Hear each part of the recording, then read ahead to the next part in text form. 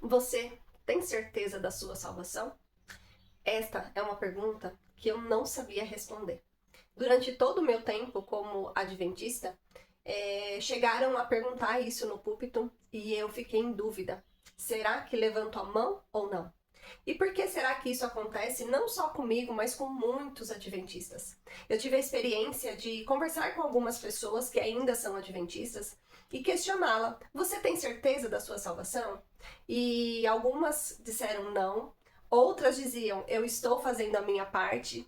E eu pude perceber, depois de entender que eu tenho certeza da minha salvação, que infelizmente o Adventismo não ensina de forma clara e correta para os seus membros a salvação. É claro que eu não estou generalizando. Tem muitos adventistas que podem sim ter certeza da sua salvação, mas a maioria deles não sabe responder. E eu já vi muitas pessoas dizerem: nós somos salvos pela graça, não por obras. Mas quando se tem dúvida da sua salvação, você está confundindo aquilo que Cristo fez na cruz por você com aquilo que você também precisa fazer. Então, falar que sim, nós somos salvos pela graça, mas não ter certeza da sua salvação é uma incoerência.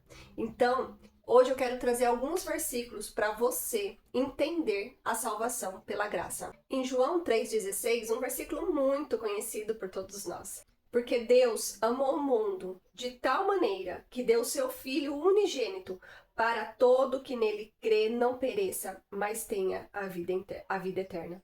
Porque Deus enviou o seu Filho ao mundo não para que condenasse o mundo, mas para que o mundo fosse salvo por ele.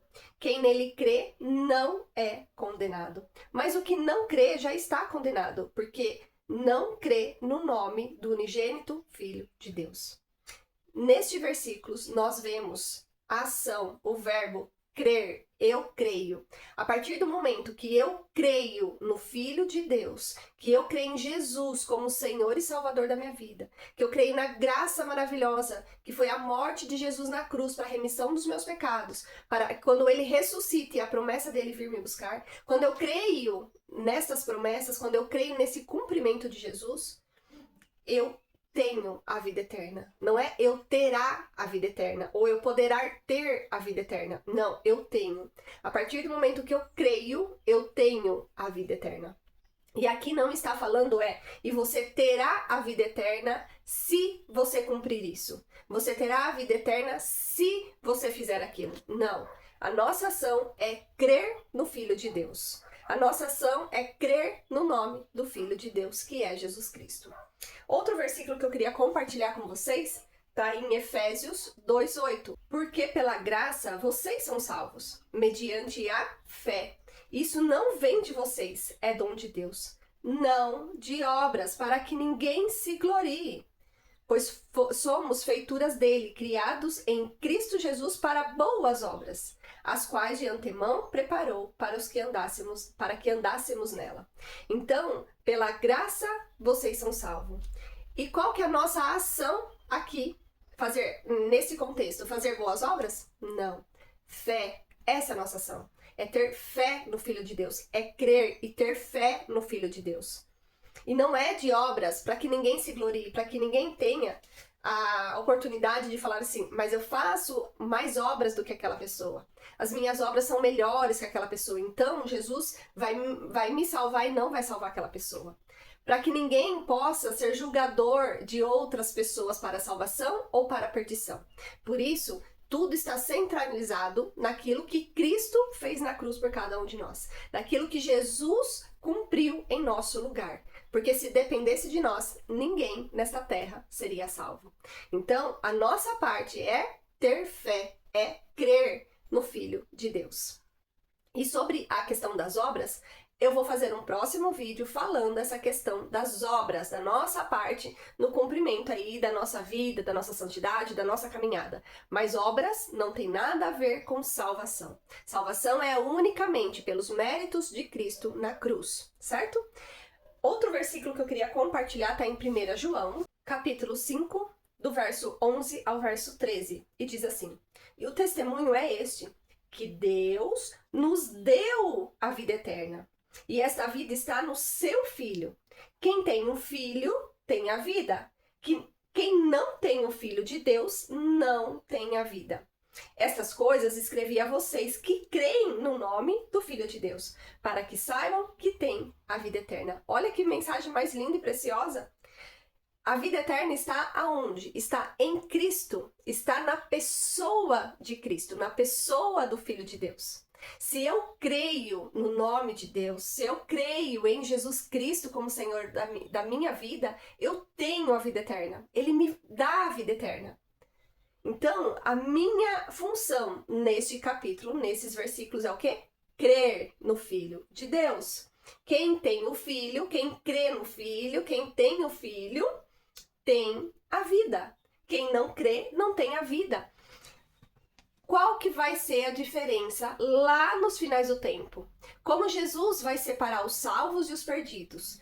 Infelizmente, para você adventista que crê que vai ser o sábado, você está muito enganado. O que vai diferenciar o povo de Deus, o que vai diferenciar as pessoas entre salvos e perdidos, é crer no Filho de Deus ou rejeitar o Filho de Deus. Quando nós vamos em Apocalipse, que diz, quem adorar a besta ou quem adorar a Deus, está falando sobre adoração, adorar a Deus. Adoração a Deus, crer no seu Filho, nas suas promessas, na sua palavra. Ou adorar a besta, que é o quê? Rejeitar tudo o que Deus nos deixou. Então não tem nada a ver sobre sábado ou domingo, mas sim sobre o que nós cremos, aonde nós colocamos e depositamos a nossa fé. É isso que vai diferenciar entre salvos e perdidos. Então, a nossa ação neste contexto é crer no Filho de Deus, porque a vida eterna está na pessoa de Jesus Cristo, naquele que venceu a morte, naquele que morreu para nos dar a salvação. E por fim, a gente vai ler Tito, capítulo 3, do 5 ao 8. Ele, Jesus Cristo, nos salvou, não por obras de justiças praticadas por nós. Então aqui está muito claro, Jesus nos salvou. Não, por nada que eu tenha feito. Por ter guardado sábado, por ter deixado de comer carne de porco, por ter ajudado o meu próximo, por ter ido à igreja e por tantas coisas por ter dado dízimo. Nada da minha obra, nada do que eu fiz, nada do que eu pratiquei me salvou. Jesus Cristo nos salvou, não por obras de justiça praticada por nós, mas segundo a sua misericórdia. Ai, glória a Deus por isso, né? O Senhor é tão misericordioso, Ele nos ama de tal maneira que Ele nos salvou através do sacrifício do seu Filho. E aqui continuando. Mas, segundo a sua misericórdia, Ele nos salvou mediante o lavar regenerador e renovador do Espírito Santo, que Ele derramou sobre nós ricamente por meio de quem?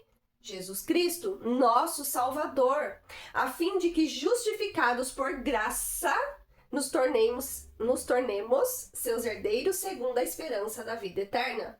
Justificados por sua graça e não por obras. Então, querido, esta mensagem para você que tem dúvidas em relação à sua salvação. Você que talvez esteja dentro da igreja adventista ou dentro de qualquer outra denominação. Se você tem dúvidas sobre a sua salvação, se você não tem certeza da sua salvação, o evangelho que está sendo pregado aí dentro está sendo um evangelho distorcido. Não está sendo o evangelho da graça de Deus. Porque esses versículos que eu li e tantos outros que tem na palavra de Deus nos dá a certeza da nossa salvação a partir do momento em que nós cremos no Filho de Deus, em que nós temos fé naquilo que Jesus cumpriu em nosso lugar. Então, independente da denominação que você frequente, você precisa ter essa verdade no seu coração. E se você não tem, infelizmente, você não está num ambiente religioso onde prega a verdadeira graça. Por isso, estude a palavra de Deus. Tire qualquer venda dos teus olhos, estude genuinamente a palavra de Deus, que é aqui que você vai ter as respostas para as suas dúvidas, é aqui que você pode ter a confiança da sua salvação. Somente na palavra de Deus é que você encontra as respostas que você precisa.